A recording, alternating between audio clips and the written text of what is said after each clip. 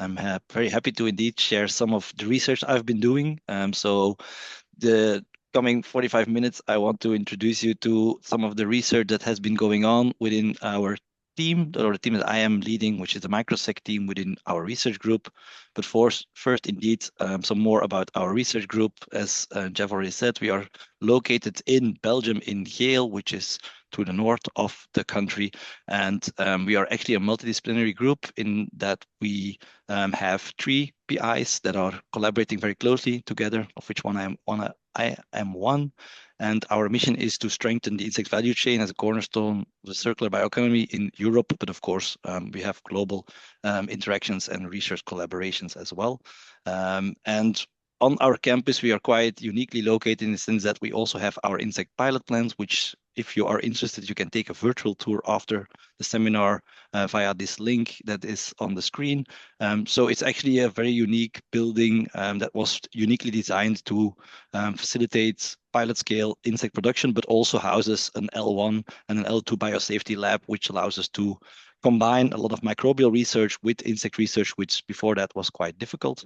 The research within our group has actually 3 main focus according to the 3 PIs. So there is one more on chemical safety and also chemical extraction methods. There is the one that focuses on the microbiological safety, and that's the one where I'm mainly involved in, which I will tell you more on later. And then there is the third research focus, which is more on processing and how we can use or process these new matrices in a safe and sustainable manner, and how that impacts their safety and quality and stability. So most of the focus today will be, of course, on this microbiology, because this is where I am more focused on. So this goes from assessing microbiological safety, but also trying to understand the role these microbes play. So why do we focus on this, or what is our focus? So if you look at insect production, you can of course look at your insect, but we believe that it's very important, which is since I started my first postdoc in the lab, is that we actually, when you look closely at the system, of course, we talk about industrial insect production, but we have a number of factors that are very important and are very closely interacting.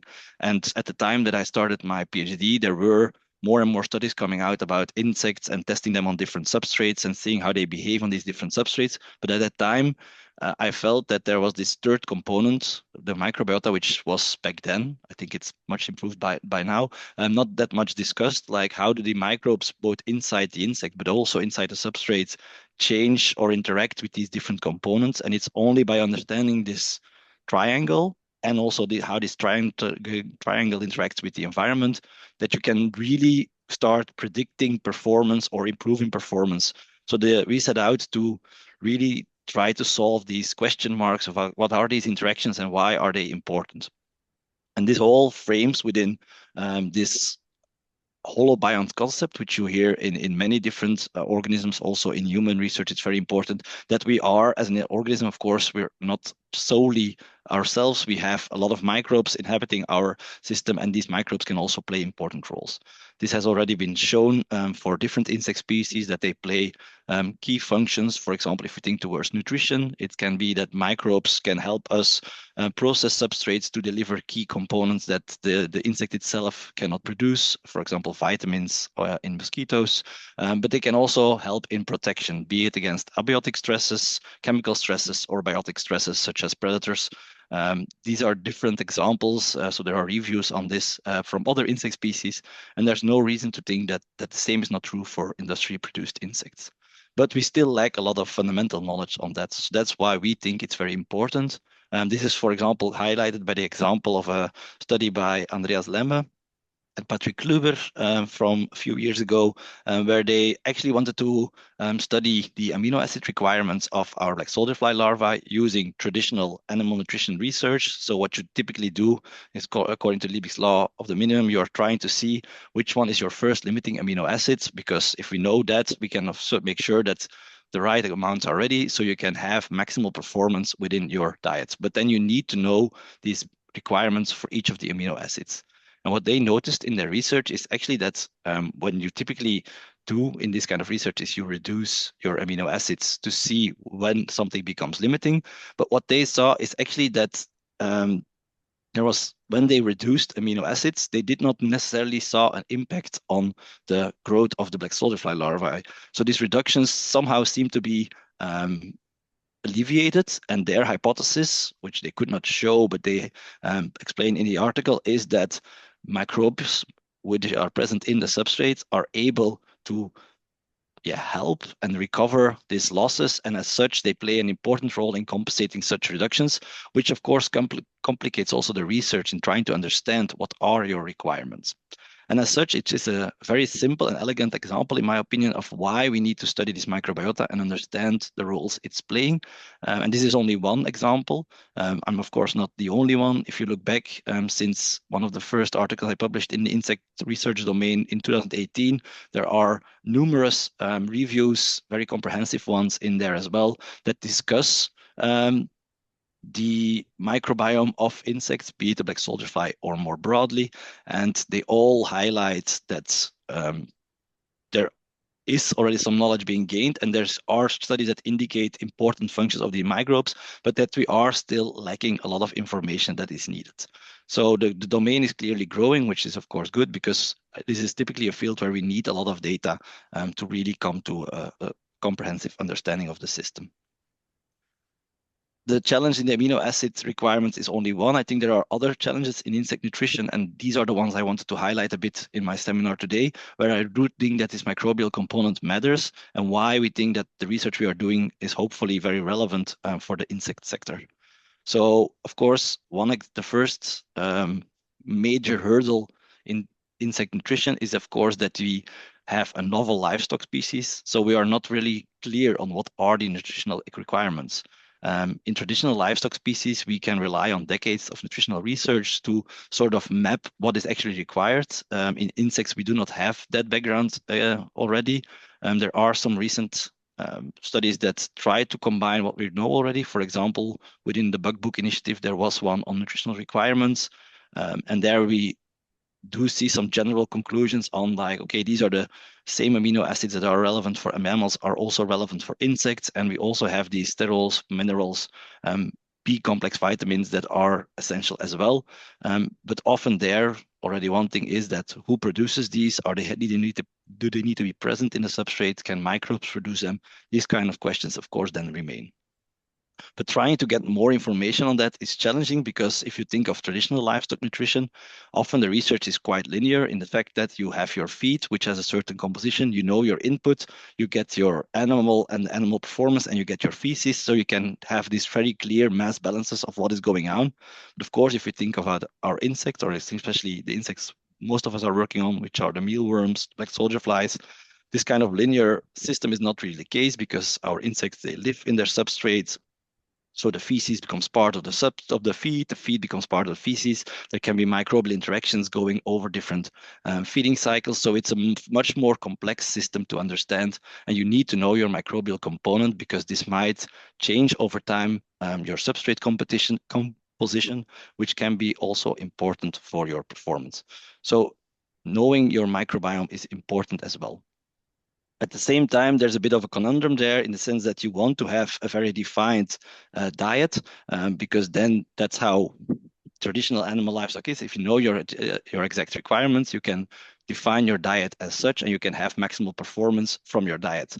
But if you look at insects and how we envision insects as a sort of a key factor in how we can increase our sustainability, well, there we see that if we look at, for example, this LCA analysis, which was done by Sergej Smetana in 2019 already, well, we see that we can have a much bigger impact on this sustainability if we actually not use these very high quality diets, but rather use these non-utilized side streams. They can even cut the impact, according to this calculation, in half.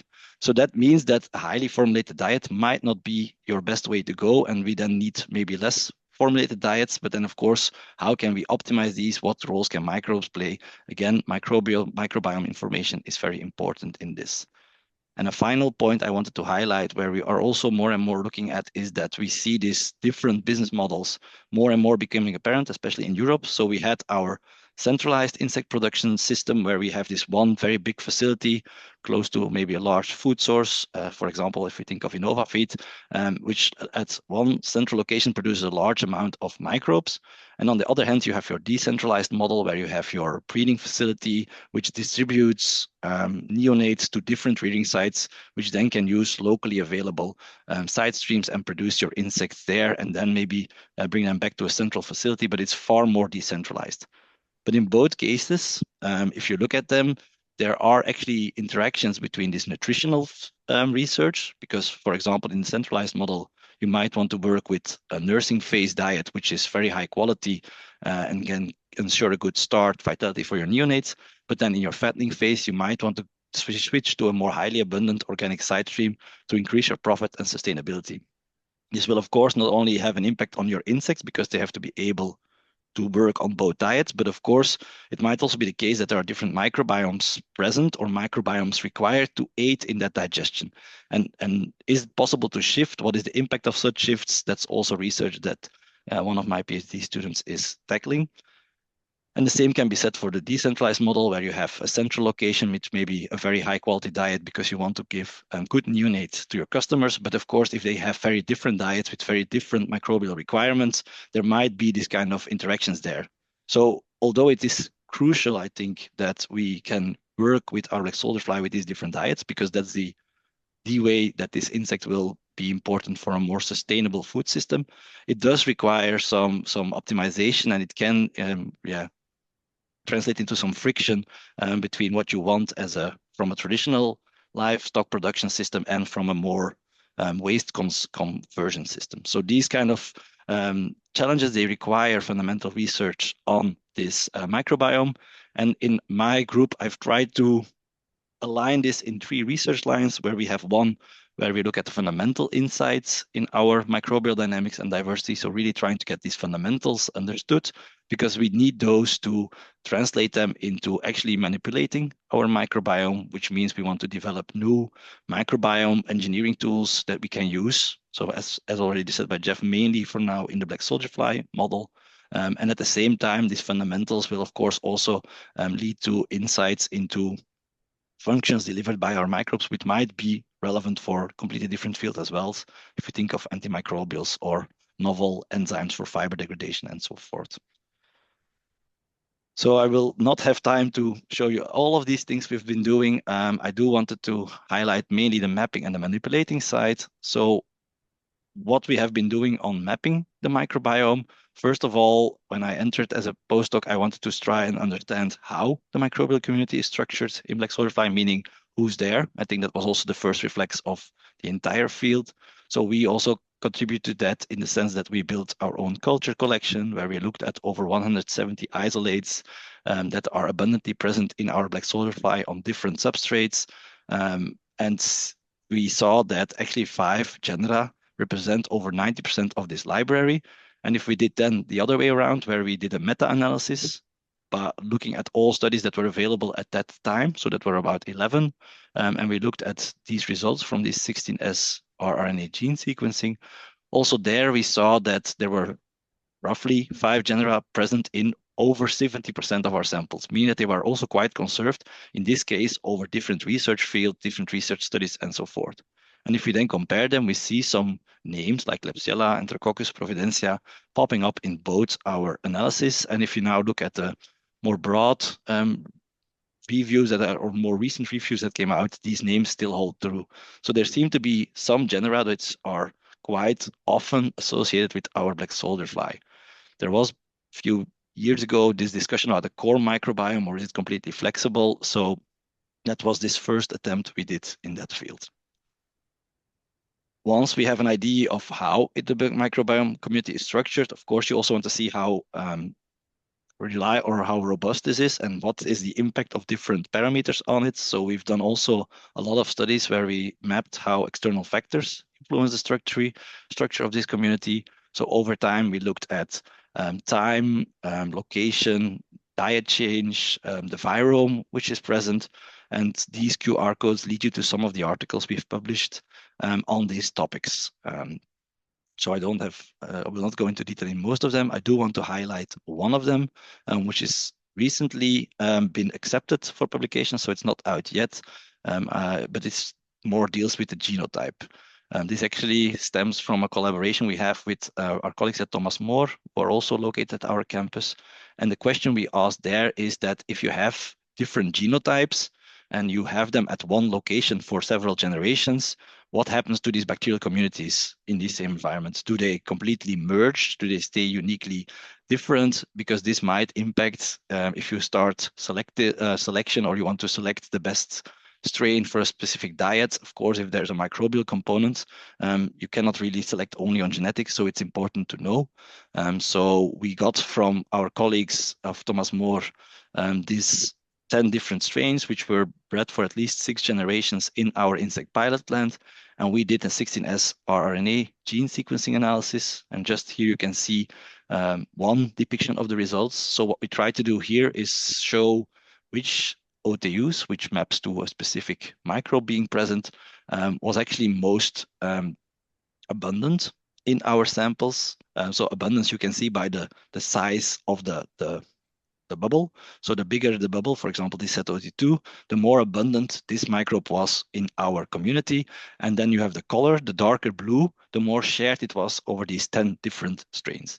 So you can immediately see that there's a lot of blue in our figure, meaning that over these different generations being reared at the same facility, a lot of the microbiome does indeed converge, and we see the same microbes being present in these different lines. But at the same time, there is still some red present, and the red means that they are quite unique to this specific genetic strain or only shared by a few of them.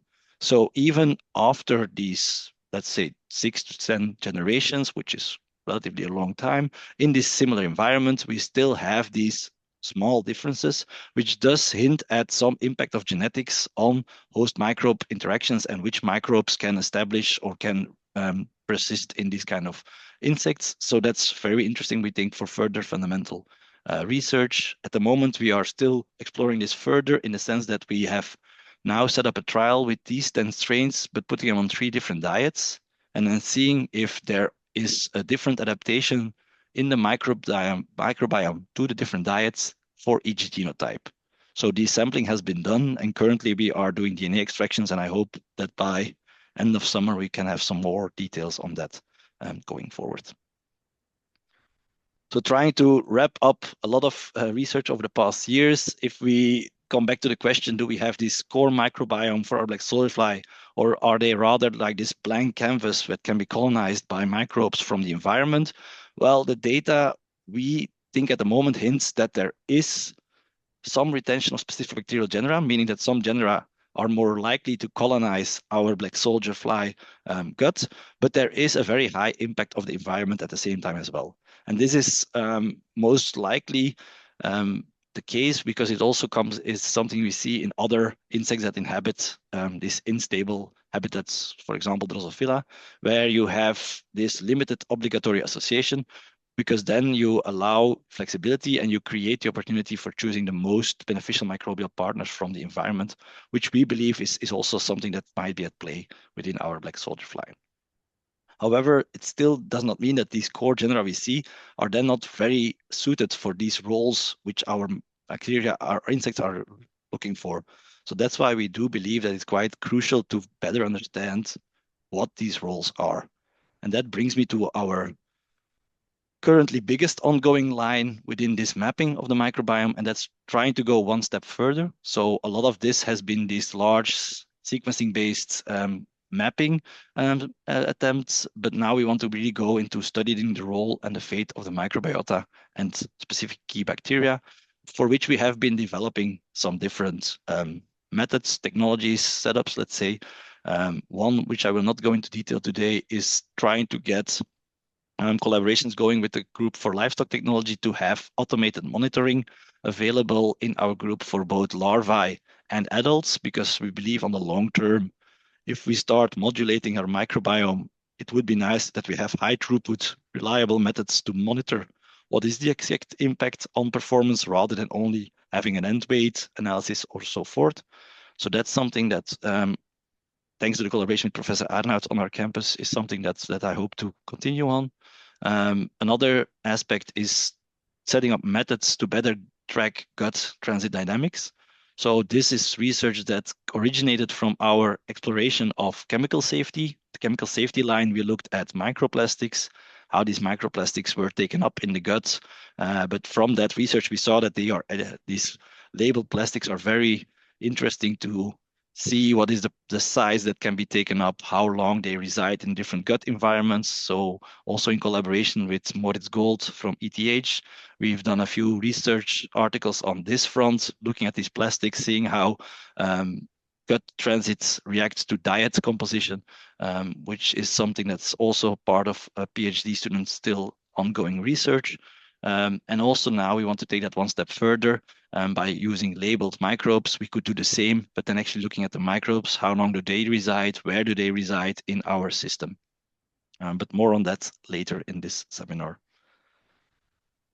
A third important aspect is our way of how we understand what a specific microbe is doing. Because if we look at our microbial community, it's still quite complex. So it's often very difficult to understand what one specific microbe is doing.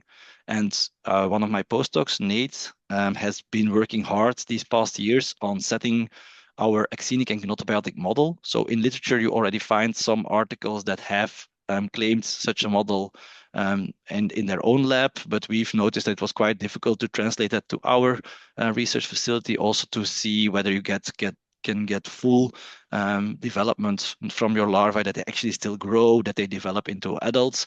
But by now we can state that we do have a functioning model. So I wanted to elaborate a bit on this more. Because we think that these models are very crucial tools to really go into the role of the microbiota and the role of key bacteria. And I want to give an example on that. So when we talk about the role of microbes, we do find claims in different articles that say, like, for example, Providencia is linked to protein degradation. But when you go into detail, okay, how this has been proven, often this is based on bioinformatic analysis.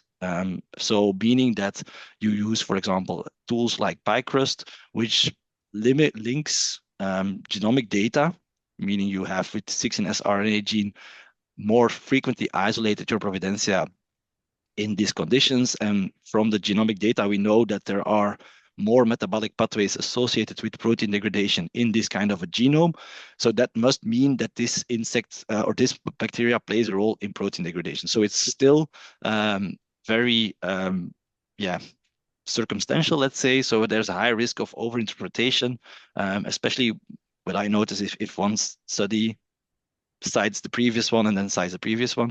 So there is still more work to be done on really trying to understand what, for example, the Klebsiella, the Enterococcus providencia is doing there. And we believe that as long as you are working with this very complex, undefined microbiome, it's quite challenging to really see what is this function. You could enrich one specific bacteria, but it might still be hard to understand what is actually then changing and if it's really linked to that one bacteria. We hope that by working with this sterilized eggs and rearing these sterilized eggs on sterile substrates, that we can have our actinic model, meaning that there is no microbiome, which already allows you to see what you are missing because you have no microbiome left anymore. And then you can go one step further by introducing your selected microbe and seeing how then certain functions might come back online. But this is, like I said, this is something we are now currently just taking our first steps in. We did, however, already work with our actinic model, and indeed it shows that we can use this to show the importance of our microbiome. So what we see is that the development does happen if we work with our sterilized chicken feed. So we do see that we can get up to adult flies. Currently, we are confirming that they can still produce viable eggs, but we can get full cycle. We do see, however, that there is a reduction. So these are quite new research results from Nate, where we have seen that indeed you see that there is growth. They might even get up to a higher size or mass than the standard rearings, but it does take them roughly 10 days longer to reach this same mass as your standard rearing ones. a key side note here is that we see that whether you have made really actinic ones or you use sterile feed, that the difference there is not that significant. So it does seem to be that the microbes in the substrate are very important to take into account. Using this model further, we can also prove that these microbial functions are clearly context dependent. And we've done so by testing two different diets. So we have used chicken feed and wheat bran, which if you look at the composition are actually quite comparable in fat content and protein content. But what we noticed was that when we transfer our eggs to a sterile nursery diet, which was in both cases chicken feed, and at the same time we prepare both sterile and a non-sterile chicken feed and wheat bran, and we then transfer our neonates to this experimental substrates. What we then actually saw is, if you look for the chicken feed, after 21 days, that whether you worked on this fresh chicken feed or the sterile chicken feed, there was not really an impact on growth. However, in the wheat bran, it's a completely different story, and there we saw a clear impact of this sterilization on growth performance of our larvae, meaning that in this diet, they are missing certain functions. And what we then try to find out is whether this might be microbiome or microbial functions. So to test that, we went one step further, which you can see here. So here you see that two additional conditions have been added, which is 3-day and 6-day pre-incubated chicken feed, meaning that we take chicken feed, we add the water, we leave it for 3 or 6 days to ferment, let's say, just natural fermentation, before we sterilize it with this 2-time autoclave step. And there we could see that for the chicken feed, actually there's no significant difference whether you do this pre-treatment or not. But for the wheat bran, there was something very interesting happening in the sense that we see that after this pre-fermentation, growth restores. We again get normal growth in this model compared to when we have the fresh autoclaved ones. So this for us was a clear indication that this pre-incubation, which is mainly microbial processes happening, rescue our black soldier fly larval growth. At the moment, Nate is very much busy trying to get more into detail. Okay, what could be happening here? What functions could our microbes be doing? And as we do not see the effect on chicken feed and we do see it on wheat bran, we think that microbial biomass on the wheat bran might serve as a source of key nutrients and some preliminary results. But I want to put some caveat here because this for sure needs more research going forward. Shows that indeed that there are two key nutrients, being on one hand protein, which was in this case offered in the sense of casein, and vitamins, which was here the Van der Zandt vitamin mix that we used. If you add both of them together, you see a rescue and even an improvement of growth of your sterile larvae compared to when you have only your vitamins or only your proteins. So it seems to be that the combination of vitamins and proteins is what restores growth. And within these proteins, lysine seems to be even more the key amino acid. But again, there's no full reduction here, so this is still research we are now doing. And Nate will also present some research on the Insects to Feed the World conference on this, which is the next step in this research. But of course, still a lot of questions remain in the sense of, does it matter which microbes are present? Can microbes also use too many nutrients? And should we then maybe focus more on optimizing microbial growth on these waste streams rather than larval growth? Or how does this interact with both of them? So for the final 15 minutes, I want to go more on this next step. So I already talked about studying the role of microbes and how we try to tackle that. But you also have, of course, the fate, which is very closely, of course, related. And there we do feel that the pipelines we are having developed for this tracking, that they might help us very much in this front. So this is now what we want to do going further. So there we build actually on this manipulating of the microbiota. So we do have, since I entered, so for the past 8 or 9 years, worked a lot on the fate of microbes.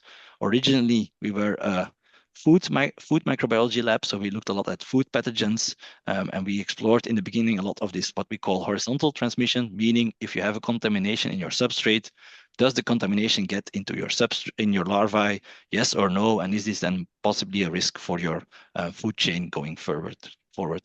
Typically, we do these kind of challenge tests where we add our pathogen to our larvae, to our substrate, I must say, in different inoculation levels, and then we evaluate over time, for example, after 48 hours and after 6 days, and see whether our pathogen becomes present in the larvae or in the substrate afterwards. So that's typically the research we have been doing. We have published several articles on that front where we looked at different pathogens. If I have to summarize, what we saw there was that for black soldier fly, we saw a quite rapid clearance of Staphylococcus aureus, a slower clearance of E. coli from chicken feed. And then the interesting part was that for Salmonella, we did not see a similar reduction. Instead, we even saw that it could quite well colonize our black soldier fly larvae. From that research, we, or at least I, built the hypothesis that we have actually two factors that you always need to take into account. One being the speed of the pathogen growth in a substrate environment, and the other one being your reduction of your food pathogen in the black soldier fly larval gut. And it's these two factors that determine the fate of your food pathogen. Meaning that if you have a microbe that you add that really also establishes well inside your substrate environment, it can multiply in there, even if there is some reduction happening within your within your black soldier fly larval gut, it will not be eradicated from your your production system, your insect production system, let's say. On the other hand, if you can reduce the growth of your pathogen in your substrate, then combined with the reduction in the black soldier fly larval gut, that might be enough to kick that microbe out of the system. And this is, of course, relevant for food pathogens, but also for microbes you might just want to have. This could be very important. Our key message back then was that you have to be careful with these claims we sometimes saw about black soldier fly being able to reduce food pathogens because that might be very substrate and bacteria dependent.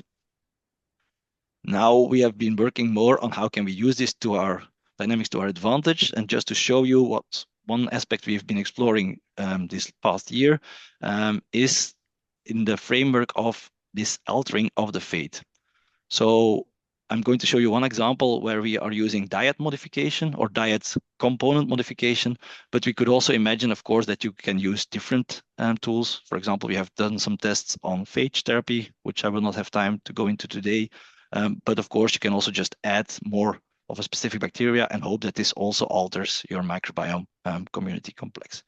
And that you can do to reduce unwanted ones or boost wanted ones. So that's the idea of this alteration. And the example I wanted to show today builds on this observation of Salmonella. So here you see the results for our Salmonella in the chicken feed. So you see what I said. So we have the 3 days, 0 to 6 days. Of course, in your substrate plus larvae, well, we do not have our pathogens present. It's mainly the substrate plus pathogen. There you do see this increase happening. And in the substrate plus pathogen plus larvae, you also see that the substrate has some increase of Salmonella, but at least that it's present there, which was not the case if you do not have your Salmonella. And then in the larvae, we see a similar increase, meaning that there is a higher count of these Salmonella. Interestingly, we repeated this research with what we call swill, which is an artificially made. So we just buy fresh products that mimic supermarket waste. And if we use that mixture and we add our Salmonella, we see a different story emerging. So you see here that if you look in both your substrates in the presence or absence of, so in the absence or presence of our larvae, that we have a decrease in our Salmonella. And also then, if we look in our larvae, we see that actually at no point we see any uptake of Salmonella in our larvae when we add Salmonella to this artificial swill. So it's a completely different story than the chicken feed, and we were wondering what could be happening here. And so what we observed is that one of the key differences between the swill and the chicken feed is the pH. So the swill, by design, it's with yogurt, cheese, so there are lactic acid bacteria, so it has a lower pH compared to our chicken feed. So we were wondering if we would mimic this in our chicken feed by adding citric acid, what would be the effect on our salmonella? And already it can show quite clearly, we saw that if we do this acidification, we actually see no counts or hardly any counts. So we do see them, of course, at day 0 when we add our salmonella, but after that you can see a clear reduction compared to what we saw in our normal chicken feed, meaning that by this type of substrate modification, you can clearly have an impact of the level of salmonella counts, both in your substrate and in your larvae, where we see that we have, it's not a complete eradication, but it's a far lower amount of salmonella that can be retrieved from these larvae. So this is just one example of how by better understanding and mapping the fate of these microbiomes, we can come to tools that we can use to engineer our substrates or our process to reduce these kind of food risks. We're still working on different questions within this horizontal transmission research. So another question we are looking at is spore-forming bacteria, which we know are maybe more likely food pathogen risks. If you think of Bacillus cereus or Clostridium perfringens, they form spores. These spores might impact also how these microbes can persist. So how does that really work is something else we are exploring. At the same time, we want to delve deep. So we have a collaboration with Professor Gianluca Tettamanti from University of Varese in Italy. So both me spent some time in his lab and some of his postdocs came to our lab. And there we are trying to understand the mode of action behind this reduction in the black soldier fly gut. And what we did there, so this is just one of the results we have, is that we went into the different gut sections, trying to understand where this kind of eradication happens. And here you can clearly see, like I said, Staphylococcus is very easy eradicated. And we see that this eradication already happens after 3 hours. And actually we see that your Staphylococcus never makes it through your middle midgut region. So there are some components in your middle midgut that are actually killing off your Staphylococcus and preventing it from passing through your insect, meaning that the factor of eradication is really high for Staphylococcus, which can explain then why we get a reduction in the total system, because the growth of Staphylococcus is not able to cope with this kind of a severe reduction. And a similar story is true for E. coli, where we do see that it can persist. There is some reduction, but not to the same level as what we saw with Staphylococcus. And so trying to understand what actually are these components in the middle midgut is something that mainly Daniele Bruno, who is a postdoc in the lab of Gianluca, is working further on. And then finally, we are also looking at the fate of potentially beneficial microbes. So this is for food pathogens. But of course, you can also say that we have microbes that we want to have because they might improve performance. And on that front, we are working as well. If we look at this research on probiotics, so in literature, you can find examples where they show very nice results of adding, for example, specific bacillus species and seeing improved feed conversion or growth performance of our black soldier fly. But if you look at the overall studies that are available, it's very study dependent. So we wrote a review on this in 2023, where we see that often, if we summarize, it's quite black box research, meaning these microbes are added to the system and then afterwards it's evaluated whether you see an effect, but do they actually colonize the guts? How do they grow inside your substrate? These kind of questions were very hard to answer with the current body of literature. So Emma, who is one of my most recent started PhDs, is actually using the setup we have for tracking the plastics in the guts and modifying it to tracking these microbes, as I mentioned, in the gut. And the idea would be there that we try to understand whether we can enrich our microbiome for these fiber degrading microbes. So there are 2 approaches. You can do it is bottom up, where we use Klebsiella species that we isolated with a high cellulase activity. So Emma has engineered them to produce GFP, so we can better track them. We can then combine them with our Xenic model, and we can then start to confirm, okay, if we look after 15 days, do we still retrieve these Klebsiella? Where in the gut do we retrieve them? And trying to answer, okay, do they actually colonize, for example, your hindgut, or what is happening? Do they just pass through? What are the actual dynamics at play here? The other aspect of it is a more top-down approach. So we are collaborating with a group who's actually studying wood-eating beetles. They produce frass, and we can get the frass, which we assume has a microbiome which is more suited for insects that want to degrade high lignocellulose diets. And the idea would be that if we offer this frass early in development, and then we impose a substrate challenge, being a high lignocellulose diet, that we can that the insect itself will select from these frass those microbes that can grow inside the gut and can improve its performance. So this is something Emma just started a month ago with. So also here, caveat that the results are very preliminary. At the moment, it's not very clear whether we can see some effects. This is one graph of one replicate where we do see that at least if we look, so there are two different beetle species, so two different types of frass. And when we add them, we do see a slight increase in growth, but more repetitions are necessary. So there might be some interest to see which microbes are then more present coming from the frass and in our insects to try and understand which kind of microbes might be more suited as probiotics for our black soldier fly. But as a caveat, it's very preliminary. We need more research to confirm this first observation, and then we will study the impact on the microbiota on that front. So as mentioned, I wanted to mainly zoom in on the mapping and the manipulating. Just as a final slide that I wanted to add, it's more for then people who want to watch it afterwards. Our third angle is, of course, all these species of bacteria that we identify might have interesting functions. This can be antimicrobial activity, enzymatic activity, or if you think of the frass, plant growth promoting. So also there we have collaborations between our group and other groups that want to delve into these kind of functions more in detail. So we're always open for collaborations on that front if there is any interest. Going forward, I think I've mentioned most of it. So we really want to push towards that system level understanding of these black soldier fly diets, microbiome interactions. So as I mentioned, our insects are a bit different compared to traditional animals. It's not just a feed going in, it's a feed passing through, being reintroduced. So there are far more interactions. So we need to look at the microbiome, not only in the guts, but also in the diet. And how it changes over time is important there as well.